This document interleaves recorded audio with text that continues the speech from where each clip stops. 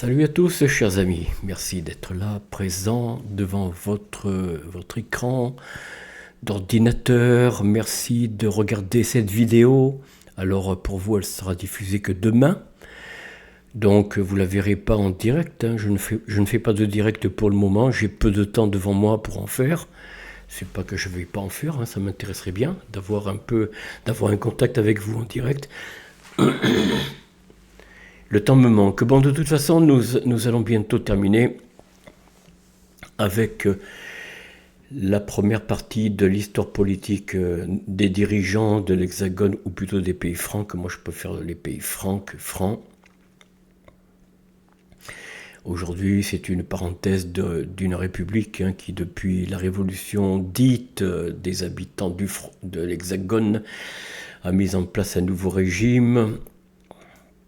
Cimenté par Napoléon Bonaparte, bien sûr, car sans lui, la révolution aurait fini par un chaos, et je ne sais pas comment ça se serait terminé. Est-ce qu'un roi serait revenu ou pas, on n'en sait rien.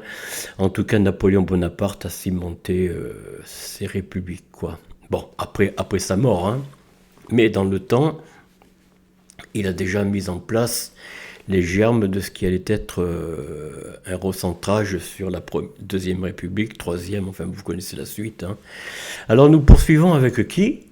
Emmanuel Macron, bien sûr. Alors nous allons... C'est quoi ça ? Ça je l'enlève, hop. Nous revenons sur Monsieur Emmanuel Macron. Alors deuxième mandat depuis 2022. Nous sommes aujourd'hui... Enfin, moi, j'enregistre la vidéo le 19 décembre 2024. Vous la verrez le 20 décembre au soir. Soyez donc vigilants, soyez à l'écoute. Alors, qu'est-ce qui s'est passé ? Bon, cérémonie d'investiture, on ne va pas repasser tout ça. Vous connaissez un petit peu les informations. Échec à reconduire une majorité absolue à l'Assemblée nationale. Bon. Je vous informe que depuis 2-3 jours, M. Bayrou, notre nouveau Premier ministre, a fait 2-3 gaffes vraiment dont il s'est même fait reprendre par qui ? Par Madame Pivert, je ne sais plus comment elle s'appelle, le président ou la présidente, enfin moi je dis le président de l'Assemblée nationale. Et là, il s'est fait reprendre par Nagui lors d'une intervention sur un plateau de télévision. Je ne sais pas où Nagui travaille, sur quel plateau, sur quelle chaîne. En tout cas, il s'est fait reprendre sur des propos pas bien compris, enfin bon, etc.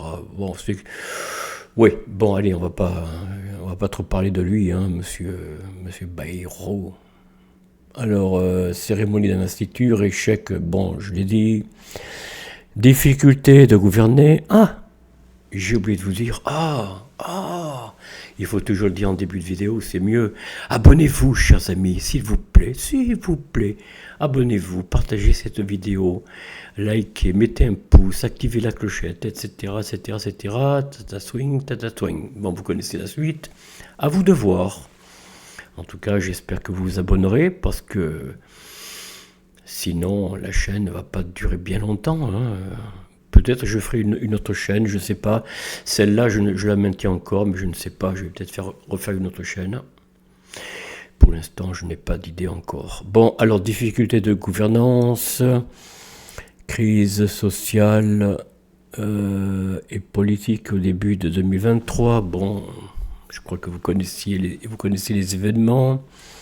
Ensemble et violences policières de l'été 2023. Il y a eu des violences policières encore. Alors la Brave, c'est vrai que la force de police, la Brave, a été formée sous, comment il s'appelle, Castaner, je crois. C'est lui qui a formé, bien sûr, sous la pulsion de M. Macron, mais enfin c'est Castaner qui avait demandé cette police pour les anticasseurs. Alors les anticasseurs, c'est quoi ? C'est les femmes, les mères avec leur berceau. Ça, c'est des casseurs, vous savez. C'est des gros casseurs. Attention avec les berceaux, on ne sait pas. On ne sait jamais. Les gros casseurs, c'est encore les vieillards qui marchent avec une canne. Il faut faire attention, c'est pas ce qu'il y a avec les cannes. Attention, attention. Monsieur Castaner a raison. Ben oui, il a raison de faire cette police qui est brave d'ailleurs, comme son nom l'indique. Hein. Si vous êtes si vous êtes quelqu'un d'autre que ces gens avec une poussette ou une canne à un âge avancé, bon, ça va, vous serez dans la bienveillance de la police, mais sinon, faites attention. Hein. Faites attention. Enfin, bon. Les troubles, on ne va pas y revenir là-dessus. Guerre entre Israël et le Hamas, alors là c'est vraiment lamentable. Je ne vais pas en parler parce que j'ai mes propres idées. Moi je trouve que l'Occident se tourne vers Israël et se tourne vers l'Ukraine. Et moi je dis toujours, je vous le dis chers amis, je tiens cette formule de M. Jean Dutour, qui n'est pas forcément de lui, mais qui l'a reprise à son compte. M. Jean Dutour qui est mort maintenant il y a plus d'une dizaine d'années, je crois, hein, si je me rappelle bien. Il avait dit, quand vous voyez un homme attaqué par une majorité d'institutions, alors ça peut être une institution journalistique, ça peut être une institution politique, ça peut être une institution, enfin ce que vous voulez quoi, de la presse people ou alors du spectacle, des acteurs, des comédiens, que sais-je. Bon, quand vous voyez quelqu'un attaqué, comme c'était le cas de Monsieur Pierre Chevènement, on peut l'aimer ou pas, c'est pas là le problème. Mais il avait été attaqué sévèrement par tout le monde s'acharnait contre lui. Ses proches en politique, donc au gouvernement, à l'Assemblée, etc. Eh bien, il disait, quand un homme il est attaqué comme ça, eh bien, dites-vous bien, cherchez un petit peu, et vous verrez qu'il y a quelque chose de bon en lui, quelque chose qui mérite de prêter attention. Effectivement, et le mensonge, plus il est gros, plus il passe, et plus on en parle, plus c'est gros et plus ça passe.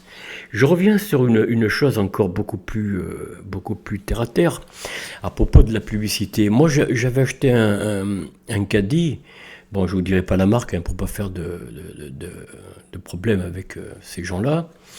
J'ai acheté un caddie dont je pensais que c'était une bonne affaire.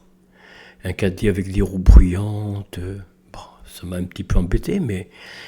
Et puis, je me suis aperçu que cette marque en question, cette enseigne, elle est répandue de partout sur Internet. Oui, ils en font la publicité, ce qu'ils appellent les images, les photos, les images sponsorisées, vous savez. Alors justement, plus c'est sponsorisé, plus il faut se poser de questions. Un autre exemple, un exemple encore plus terre à terre, et je reviens sur M. Emmanuel Macron, vous inquiétez pas, à propos de Philippe Etchebest. C'est un homme qui, au début, on parlait beaucoup de lui. Quand il avait commencé à fonder ses premiers restaurants, etc. Et depuis qu'il est attaqué, alors on en parle encore, oui, bon, de temps en temps, on donne une information sur lui, sur Philippe Etchebest, mais c'est jamais très bienveillant, vous voyez. Et je me dis que quand on attaque un homme comme ça, un homme ou une femme, c'est qu'il doit y avoir quelque chose de bon chez lui, chez Pierre Chevènement, chez Philippe Etchebest, ou Etchebest, je ne sais pas comment on dit en catalan. Enfin, bon voilà, vous voyez ce que je veux dire. Quand on parle de quelqu'un ou de quelque chose, et qu'on en fait partout une publicité, il y a anguille sous roche. Oh là là! Vous savez, moi je reviens toujours à ce que disait Goebbels, et je crois que c'est d'actualité. Si vous dites un mensonge une fois, ou 10 fois, ou 100 fois, ça restera un mensonge. Mais si vous le dites 1 million de fois, ça passera comme acceptable. Ça ne sera pas forcément une vérité, mais dans l'ensemble, les gens vont l'accepter. Oui, on dira après tout, pourquoi pas. Et bien voilà, et nous en sommes là. Nous en sommes là avec les attaques à gauche à droite de certains pays auxquels on a coupé toute relation diplomatique ou presque. Il n'y a plus d'ambassade, il n'y a plus de consulat. Les vols, on ne peut plus les faire directement d'un pays à un autre. Je ne citerai pas lesquels, mais vous le savez bien. Vous savez de quel pays je parle, je viens de le dire à l'instant. J'en ai fait l'allusion. Non, pas l'Ukraine, non. Ah, ça pour aller en Ukraine, ne vous inquiétez pas. Il y a des vols, je pense qu'il y a des vols. Il y a des ambassades, il y a des consulats, il y a tout ce qu'il faut. Mais pour d'autres pays, non. Alors, bien sûr, d'autres pays qui sont très très grands, dont l'un qui a 3 milliards d'habitants, même plus, là, vous inquiétez pas qu'ils vont pas s'aviser à supprimer l'ambassade ni les vols. Pourquoi? Ben parce que c'est la deuxième ou troisième puissance dans le monde. Et bien sûr. Ben voyons. Mais pourtant, remarquez, ils ont quand même, ils ont supprimé l'ambassade, les consulats d'un pays qui est quand même deuxième ou troisième puissance dans le monde. Oui, remarquez, bon. Parce que bon, on est les toutous de qui vous savez, hein, je ne vais pas vous le dire, hein. C'est un pays occidental outre-Atlantique, bon, vous avez compris. Bon, je reviens sur le déroulement de la présidence d'Emmanuel Macron depuis 2022. Alors, qu'est-ce qui s'est passé? Ben, vous le savez, vous le voyez au jour le jour, hein, je ne vais pas vous répéter. Alors, les tensions dans la majorité sur la loi immigration de 2023, bon, ça c'était l'année dernière. Dissolution de l'Assemblée nationale en 2024. Vous vous souvenez? Là, je lis pas trop parce que vous connaissez un petit peu l'actualité. Enfin, j'espère que vous avez un peu de mémoire quand même. Bon, je vous fais confiance. Si vous me suivez, c'est que vous avez de la mémoire. Vous ne faites pas partie de ces 85 ou 90% de gens qui dorment encore. Période de gouvernement démissionnaire. Bon. Crise du budget pour 2025. Ça y est, je crois que c'est en voie d'être réglé. Oui, enfin, d'être réglé avec une loi spéciale, figurez-vous. Monsieur Macron ou Monsieur Bayrou, je ne sais pas, je crois que c'est Monsieur Macron, ils veulent faire une loi spéciale pour faire passer le budget. Ah oui, parce que le 49.3, oh, ça a fâché beaucoup de gens, il y a beaucoup eu de réactions, surtout dans la fachosphère, où ils ont dit que où ils ont dénoncé, je le dis aussi d'ailleurs, hein, que le 49.3, c'est de mettre une muselière sur la bouche du peuple ou de ses pseudo-représentants que sont l'Assemblée et le Sénat. Donc on passe outre l'Assemblée nationale l'Assemblée nationale et le Sénat, on ne demande pas leur avis, on fait passer la loi en force, et Madame Borne, rappelez-vous, en 2022, hein, elle a fait passer 3-4 lois par le 49.3, c'est-à-dire, bon, vous, l'Assemblée et le Sénat, taisez-vous, ah, vous êtes les représentants du peuple, je m'en fous. Moi, je m'en fous, je fais le 49.3. Et voilà. Et ça, merci le colonel de Gaulle. C'est lui qui a mis ça dans la Constitution de 1958. 1958, Constitution fantôme, hein, je le répète. Enfin, Constitution quand même, puisque on s'en sert alors qu'elle n'est pas applicable, cette Constitution, puisque depuis longtemps, des prises de position du président sur un ministre, bon, donc il y a confusion des pouvoirs, bon, c'est ça, ça sent à plein nez, et je vous dis, plus c'est gros, plus ça passe, les gens ne réagissent même pas, c'est ce qui m'étonne, moi, voyez-vous, chaque matin je sors, je fais mon tour un petit peu dans les rues de chez moi, hein, de Vitré, je m'aperçois qu'il n'y a pas de réaction, il n'y a pas de... Non, non, non, non, non. Les gens continuent à faire comme si de rien n'était, comme s'il n'y avait pas d'histoire de M. Bayrou, de M. Hollande, de M. Macron, de M. Mitterrand, je ne sais pas qui, je ne sais pas quoi. Ils font comme si de rien s'était passé. Tout va bien, on met la tête dans le sable comme les autruches et on attend le lendemain, ça ira mieux demain. Eh bien voilà, bon, allez, je continue. Le positionnement sur la ligne politique. Bon, ben la position, elle est pas très... Elle est floue comme toujours, hein, évidemment. Et plus ça va aller, après M. Macron, hein, vous allez voir, plus ça va aller, pire ça devient. Je crois que notre pays n'est pas encore tombé assez bas. Pardon, chers amis, c'est très... Ce que je dis, c'est très pessimiste, mais c'est la vérité. On n'a pas encore touché le fond. Tant que les gens peuvent encore partir un peu en vacances, ne serait-ce que quelques jours, une semaine, 10 jours, mais tout va bien. Tant qu'ils peuvent remplir, bon, peut-être pas un caddie plein comme avant, mais au moins la moitié. Bientôt le quart, bientôt même pas le quart, un décilitre de course. Bon, ben, tant que les gens peuvent en mettre un peu, ça va, tout va bien. On va pas s'énerver quand même, on garde notre calme. Enfin, économie et sociale. Bon, voilà. Regardez M. Macron au World Economic Forum de M. Schwab. Ouais, lui, c'est l'un des invités. Hein. Il n'est pas le principal, bien sûr. Mais ils font partie tous de ce consortium World Economic Forum qui décide de ce que vous devez manger, comment vous allez vous soigner, comment on va vous guérir ou vous détruire. Hein.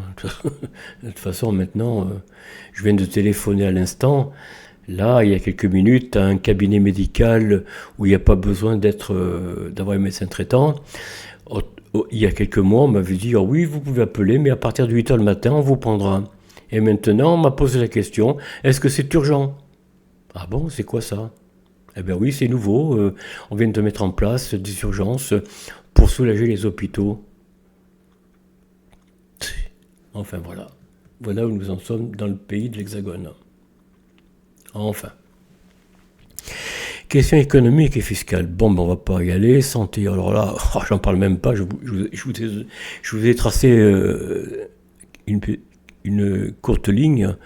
En matière de santé, il ne remet pas en cause le dispositif du lien du tiers payant, mais estime qu'il faut revenir sur le paiement des médecins à l'acte pour faire face à la surcharge de travail, ainsi qu'à une nouvelle sociologie de médecins qui veulent travailler autrement.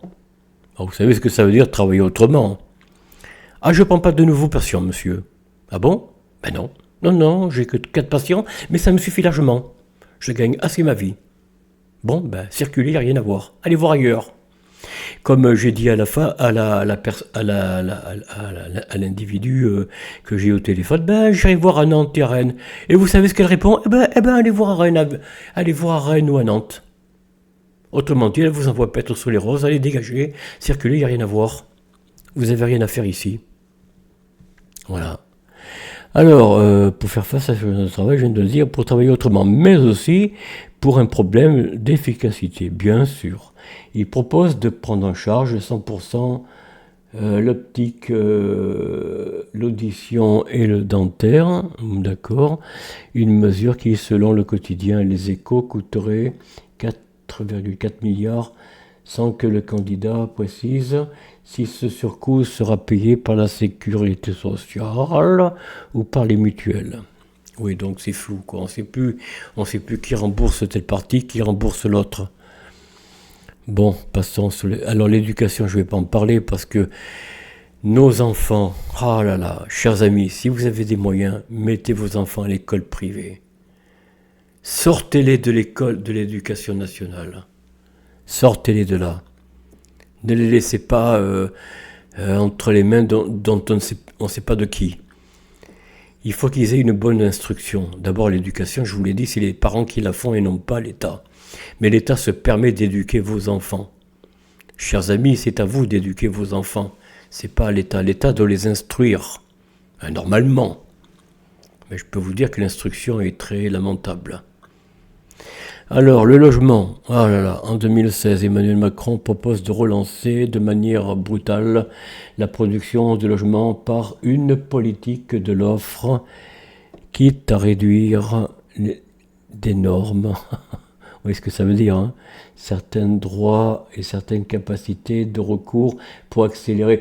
Ça veut dire qu'en fait, en réduisant les normes, ça veut dire en faisant un peu tout et n'importe quoi, même si vous faites des colonnes d'évacuation sanitaire plus étroites et que ça bouche les petits coins, ben c'est pas grave. Hein? On fait ce qu'on peut, du moment qu'il y a beaucoup de logements disponibles, c'est l'essentiel. Vous voyez? Il détruit tout, il détruit tout. Oh là là, non seulement l'éducation, l'économie, les soins. Bon, ça, les soins, ça fait longtemps que c'était en cours de destruction. Les fermetures de lits d'hôpitaux, et voilà, j'en passe. Hein. Certains droits, certaines capacités de recours pour accélérer les opérations immobilières. Oui, voilà, c'est pour accélérer, vous voyez. On s'en fiche.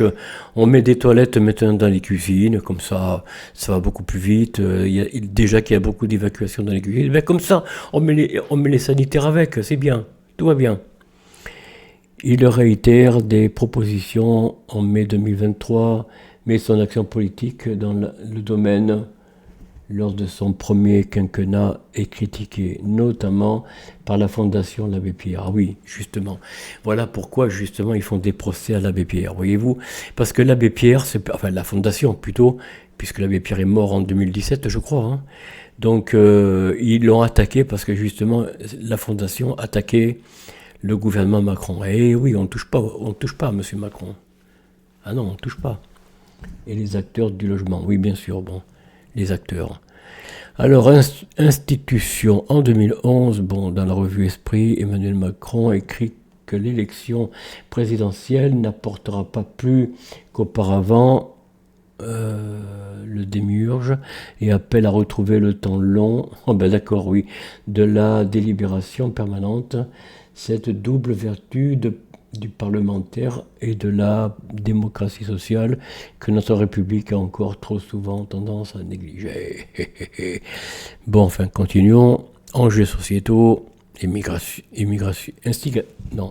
oui, pardon. Je vois très mal, hein.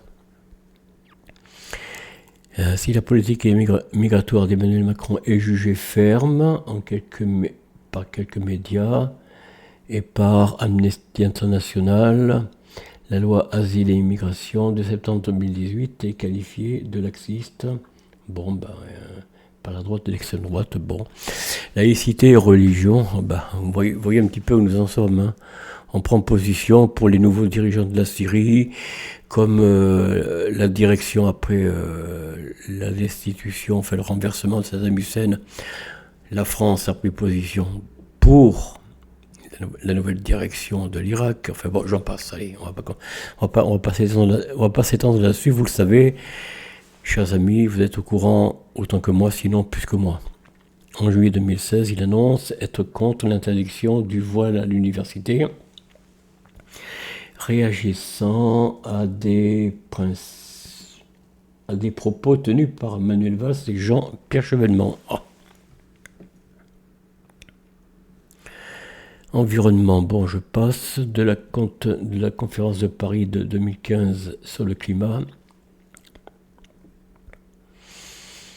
Concernant le projet d'aéroport de Notre-Dame-des-Landes, il estime d'abord qu'il relève d'un modèle qui n'a plus cours aujourd'hui, mais qu'il faut lancer la construction parce que la consultation a eu lieu. Bon, très bien, monsieur Macron.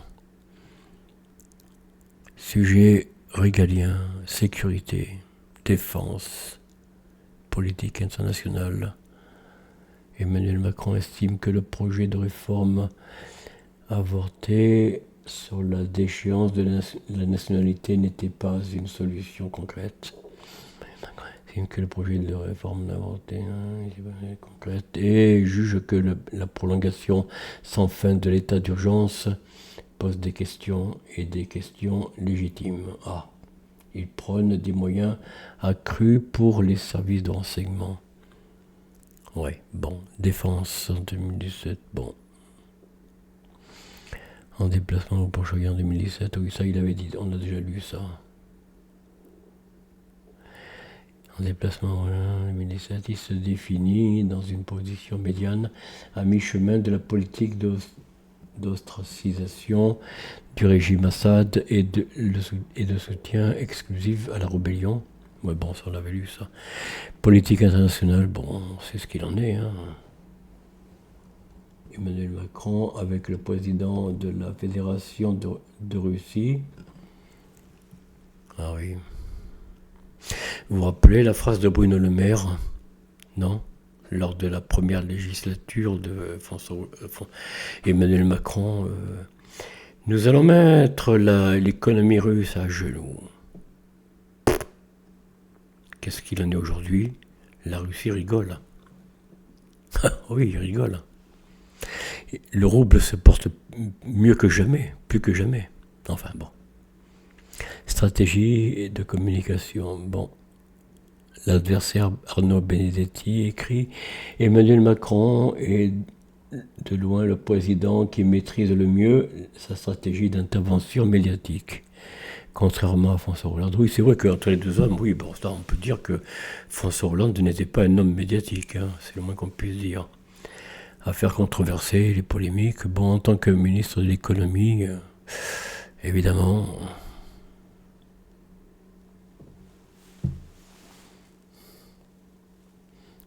Qu'est-ce qu'on peut lire là? Non, il parle pas. Non, il parle pas de l'affaire Alstom, hein, c'est curieux quand même. En tant que candidat à l'élection présidentielle 2017, bon, dépénalisation du cannabis, bon, condamnation de la colonisation de l'Algérie par l'Hexagone, en tant que président de la République. Ah oui, lui, il a pris position. Mais comme disaient les Algériens, oui, la France, elle reconnaît ses erreurs de colonisation, mais en même temps, notamment la politique d'Emmanuel Macron, s'occupe beaucoup de l'Algérie, justement, un peu trop même, dans une forme d'ingérence intérieure, si vous voulez. Vous voyez ? Je trouve que la politique de l'Hexagone est néfaste pour l'Algérie, mais surtout pour nous. Parce qu'on se fait passer comme étant des gens qui regrettent la perte de colonisation et qui aimeraient bien recoloniser l'Algérie. Et c'est un peu ce qui se passe aujourd'hui. Il y a comme un regret, il y a comme une volonté de reprendre la main pour recoloniser l'Algérie. Alors peut-être pas de la même manière qu'en 1830, non. Cette fois, ce serait... Alors je ne sais pas de quelle manière, mais il ferait intervenir... Bon, allez, je ne vais pas le dire parce que vous allez encore me dire, mais enfin Raymond, tu vois du mal partout.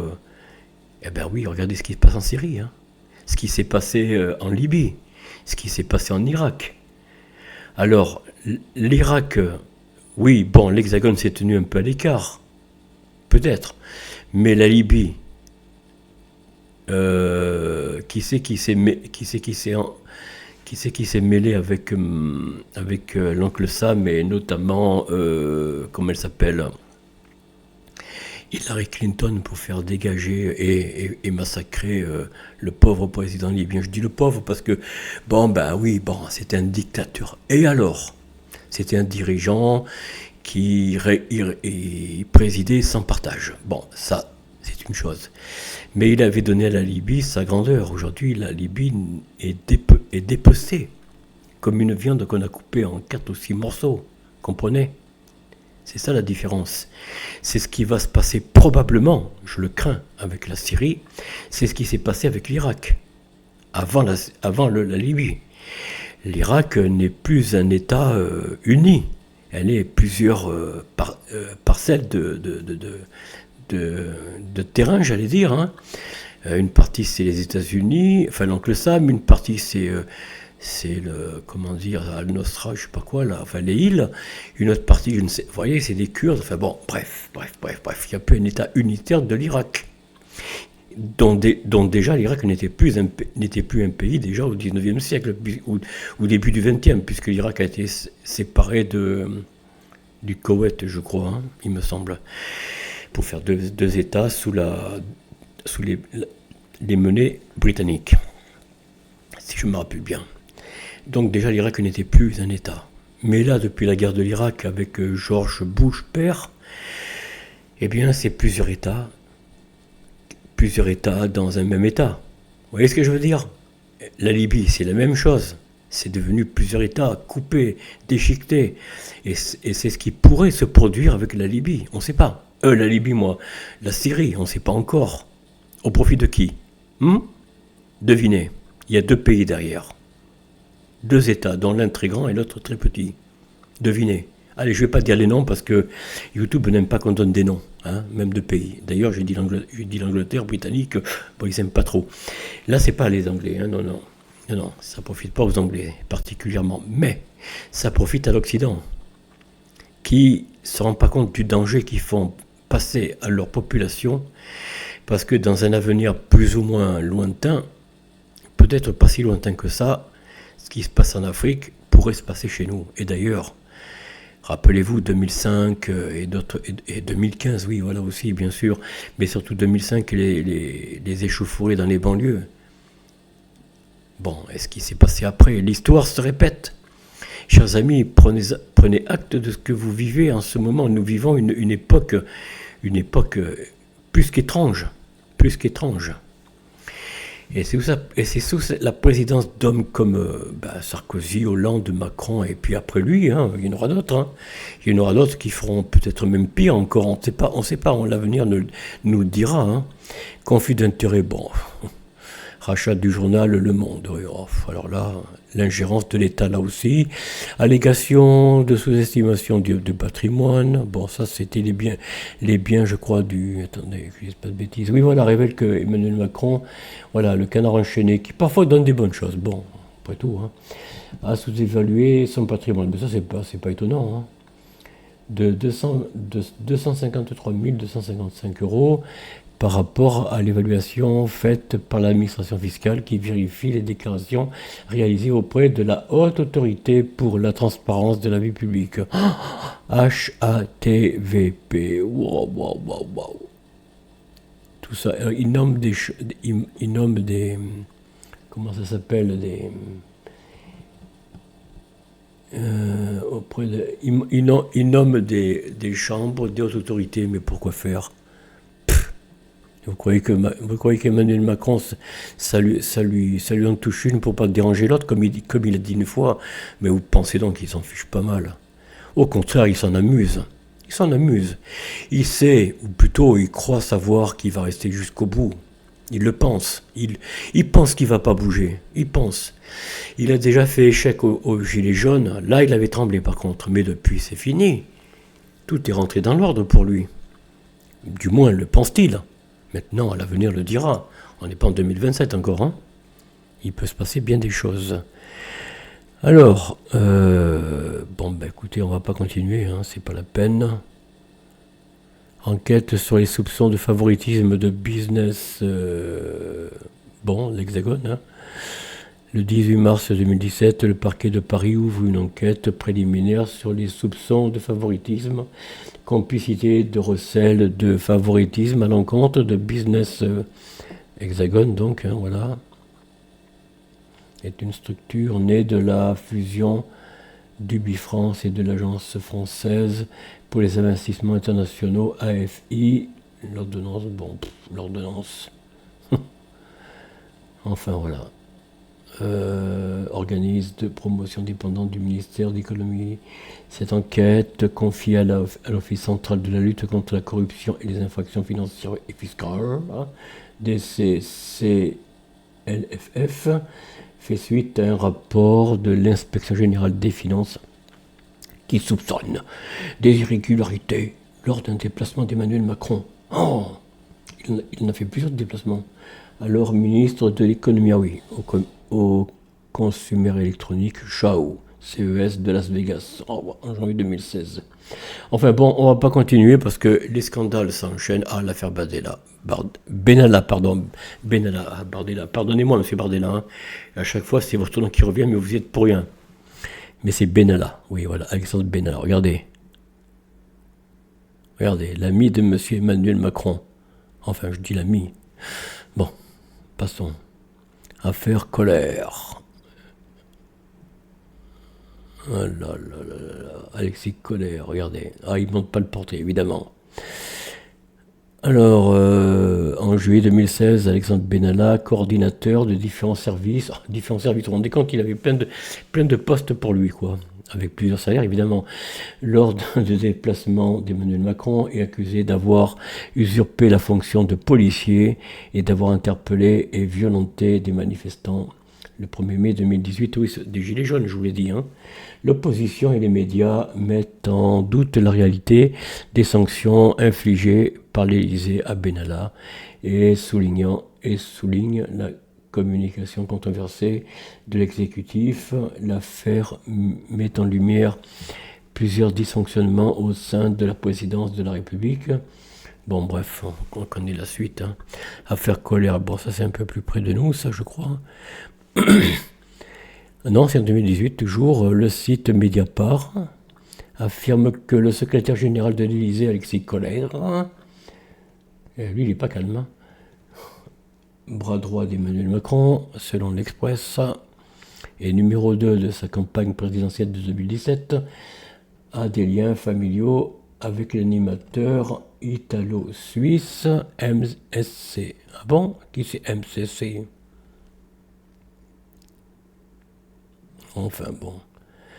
Et le grand port maritime du Havre, GPMH, alors qu'il était sous-directeur de l'agence des participation de l'État, APE, et c'est bon. Lien avec le cabinet de conseil McKinsey. Ah, alors là, là, c'est bon. Allez, on va pas rentrer dans trop de détails. Je pense que vous avez suivi l'affaire, chers amis. Si vous êtes un curieux comme je le suis, bon, vous êtes au courant de ce qui s'est passé. On va pas revenir dessus. McKinsey, qui d'ailleurs continue à donner des conseils, mais de manière plus officieuse cette fois, plus cachée quand même. Hein. Maintenant, chut, taisez-vous, cachez-vous, ne faites pas parler de vous, sortez d'ici. On s'est jamais vu, on s'est jamais rencontré. Enfin bon, Éric Labbé. Éric Labbé, né en 1961, et un consultant dirigeant d'entreprise, voilà, vous voyez. Il a une bonne tête, hein. Ça manque de noblesse, tout ça. Enfin bon, voilà.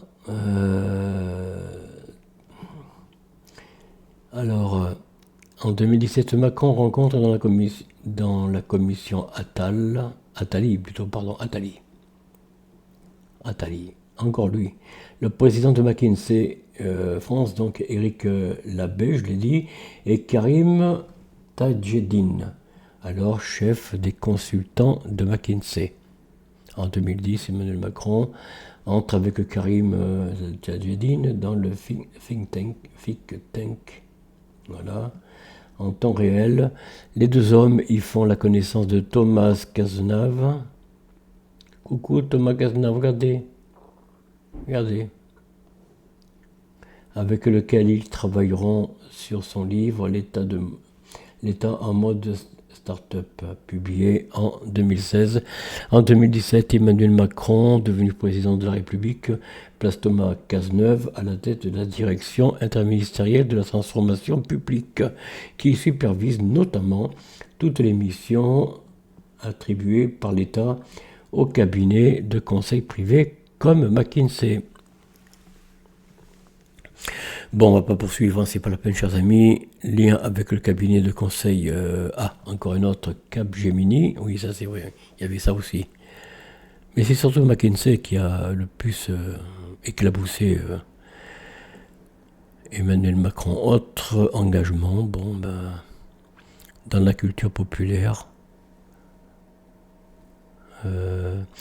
Emmanuel Macron représenté comme un roi lors de la manifestation La Fête à Macron le 6 mai 2018. À quoi ça ressemble ça? Ah oui, en effet, c'est le roi, oui. Voilà. Emmanuel Macron exultant dans les tribunes du stade de Londrina de Moscou le 15 juillet 2018 après un but français lors de la finale de la Coupe du Monde de football de 2018. Bon, regardez. Ouais. Oh là là. Enfin bon. Voilà, c'est des gens comme ça qui nous dirigent. Résultat aux élections présidentielles, bon, on va passer outre, hein, on passera les trucs, voilà les distinctions, regardez. Et encore, c'est pas fini, hein. Il continue à diriger, enfin. Voilà, chers amis, bon, je voulais arrêter cette progressivité des dirigeants de notre pays. Je vais revenir très prochainement dans une recherche un peu plus ciblée, cette fois sur les premiers régnants, c'est-à-dire nos rois jusqu'à la Révolution. Mais je m'arrêterai peut-être là. Je reprendrai pas les présidents. Alors, maintenant, nous allons faire un bilan. Enfin, plutôt un briefing. Voilà. Qu'est-ce que j'ai à dire sur l'ensemble de ceux qui nous ont dirigés depuis le premier roi, en passant par la Révolution, et de la Révolution jusqu'à aujourd'hui. Il y a eu à peu près, chers amis, 1300 ans de règne de rois, que ce soit les Mérovingiens, Carolingiens, les Bourbons, les Capétiens, bon bref, Bref, vous avez compris. 1300 ans ou un tout petit peu plus, enfin. Et depuis la Révolution française, depuis à peu près autour de 300 ans, grosso modo, hein, depuis 1789, ça fait à peu près presque 3 siècles maintenant. Ben non, ça fera 3 siècles en 2089, je crois. Hein. Ouais, c'est ça, ça fera 3 siècles, il me semble. Attendez, 1789, 1889, 1989, ça fait 200 ans. 1989, 99, ça fait 300 ans, c'est ça? Non, c'est pas ça, je me trompe pas. Non, je me trompe. Non, 1789, 1889, 1989. Non, attendez, je sais plus ce que je raconte là. Enfin bref, ça fait 300 ans à peu près, ou un peu plus, je ne sais pas trop, que la révolution a eu lieu jusqu'à aujourd'hui. Hein, le 19 décembre 2024, la révolution continue, sous d'autres formes. Hein. Maintenant, c'est plus la bourgeoisie, c'est une équipe financière internationale qui ont pris les rênes un peu partout, sous la bourgeoisie de tous les pays, presque, hein, ou presque. Mais pour parler de l'Hexagone, pour ne parler que de chez nous, je ne parle pas des autres pays européens, alliés ou pas alliés, et des autres pays internationaux. Qu'est-ce que vous pensez? Quelle est la période où il y a eu le plus de guerres? Moi, je vais vous le dire sincèrement. On va dire c'est sous la monarchie. Oui, peut-être, parce qu'il y a eu 1300 ans de règne. Mais en 300 ans, si vous voulez, par rapport à un prorata à toute proportion gardée, s'il y avait 300 ans de règne monarchique ou royaliste et 300 ans de règne républicain, avec Napoléon compris, Napoléon Bonaparte, sans même parler, et encore, sans parler de la révolution elle-même. Bon, il y a eu des guerres pour repousser, c'est vrai, les Prusses qui voulaient intervenir pour libérer les nobles de Paris, enfin, voilà. Mais si on enlève cette période de révolutionnaire, simplement les guerres qu'il y a eu, ne serait-ce que sous Napoléon. Napoléon a fait environ 3 à 4 guerres à lui seul. Il y a eu la guerre 1880, alors j'ai dit 3, hein, à peu près 3 guerres. Il y a eu 1870 par les Allemands, 1914-18 et 1939-45. Il y a eu 6 guerres. 6 guerres. Et là, aujourd'hui, on s'apprête à faire la guerre aux côtés de qui? De l'Ukraine. Ça ferait une 7e guerre. Bon, c'est dire que sous la Révolution, il y a eu plus de guerres qu'il y en a eu dans tout le régime monarchique. Ah oui, ah oui. Bon, à l'époque, il y avait des guerres, c'était pour la conquête on va dire, de l'agrandissement du royaume, c'était pour repousser les Espagnols, les Italiens peut-être, hein, voilà. Bon, bref, il y a eu des guerres, évidemment, ça je ne dis pas le contraire. Louis XIV a fait quand même pas mal de guerres aussi, 2 ou 3, je crois, 2 ou 3. Ah oui, Louis XIV, il en a fait. Il en a fait, mais moins que Napoléon. Napoléon n'a pas fait 3 guerres, il en a fait plus. Certainement plus. Bon, je ne les ai pas comptés, mais il faudrait qu'on en vienne sous Napoléon, ce serait... Mais un jour, je vous en parlerai peut-être. J'irai chercher un petit peu le nombre de guerres qu'il y a pu avoir. Mais c'est pour ça que je ferai des vidéos sous l'Ancien Régime, simplement jusqu'à 1789, hein, jusqu'à la chute de Louis XVI, de la monarchie, et je vous dirai ce que j'en pense du nombre de guerres. Je pense que Napoléon en a fait quand même pas mal, plus que Louis XIV, même si Louis XIV en a fait 2 ou 3, certainement, mais Napoléon en a fait plus. Et puis, on va pas quand même, regardez, on va pas parler de la grandeur de Louis XIV par rapport à la grandeur de Napoléon, ça n'a rien à voir. Louis XIV, c'était un roi brillant. Napoléon n'a pas été un empereur brillant, que je sache. Il a eu un début de grandeur, oui, peut-être. Mais dans l'ensemble, c'était pas si brillant que ça, si vous regardez bien. Il a abdiqué 2 fois. La première, bon, il est parti, mais il est revenu pour les 100 jours. La deuxième fois, c'était définitif. Hein. Mais en fait, c'était pas très brillant comme empire. Même, bon, si c'est plus glorieux qu'aujourd'hui, hein, évidemment. Voilà, chers amis, cette vidéo, écoutez, elle s'achève, elle se termine, j'en ai assez dit. Moi, je suis Pas mécontent. Bon, c'est vrai que la monarchie, bah oui, il y a des hauts et des bas, il y a eu des guerres de religion. Oui, bien sûr, il y a eu des hauts et des bas, bien entendu, je vous l'ai dit, hein. Il y a eu beaucoup de guerres, beaucoup de guerres, peut-être trop, mais que voulez-vous, on ne fait pas une omelette sans casser deux, et pour faire un pays, eh bien, dans tous les empires, dans tous les pays, il y a eu des guerres pour agrandir un État, que ce soit chez les Ottomans, chez l'oncle Sam pour l'indépendance, nous, le royaume, puis après la République. Dans tous les pays, dans tous les États, il y a eu des guerres qui ont duré peut-être un peu trop longtemps. L'Autriche, pardon, l'Allemagne, l'Italie pour la Risorgimento, pour faire l'unité italienne. Bon, qui était une révolution un peu plus soft que celle de chez nous, mais enfin, qui avait quand même là aussi des massacres, enfin peut-être moins, mais surtout des confiscations de biens. Bon, bref. Voilà, chers amis, je reviens, coucou, je suis là. Voilà, moi je n'ai qu'un mot à dire. Ben, c'est que finalement, je suis pas trop mécontent de la monarchie. Bon, ben oui, c'est vrai, les soins n'étaient pas comme aujourd'hui, on n'avait pas le progrès. D'accord, bon, ben évidemment. Mais voyez, au nom du progrès, vous laissez de plus en plus de liberté. On n'a même plus la liberté de se soigner. Moi, j'en suis un témoin. Vous voyez, on peut plus faire comme avant. Il faut se déplacer à plusieurs kilomètres de chez soi. Avant, vous aviez un médecin presque à côté de chez vous, presque, hein, à quelques rues près. Aujourd'hui, il faut passer d'une ville à l'autre, hein. Et encore, peut-être même au-delà d'une ville, hein.